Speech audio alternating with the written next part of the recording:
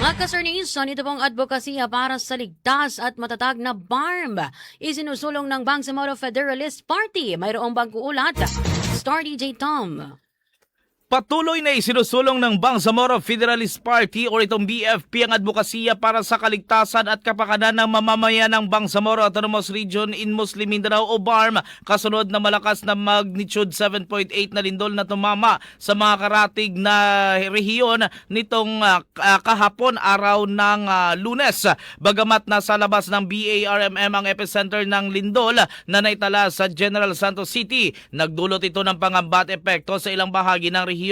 Nag-iwan din ang pagyanig ng mga nasawi, pinsala sa mga ari-arian at pagkasira ng kabuhayan sa mga apektadong lugar. Dahil dito hinimok ng BFP ang publiko na manatiling handa at mapagmatsyag sa posibilidad ng mga aftershocks.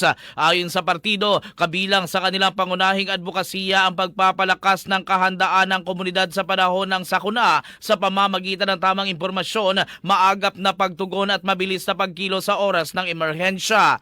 Iginit ng BFP na ang isang komunidad na handa at may sapat na kaalaman ay mahalagang susi sa pagbuo ng isang mas ligtas, matatag at mas handang BARMM. At iyan ang aking report mula dito sa Cotabato City. Ako si Star DJ Tom ng 93.7 Star FM Cotabato. And this is Bombo Radio Philippines, the #1 and most trusted source of news and information.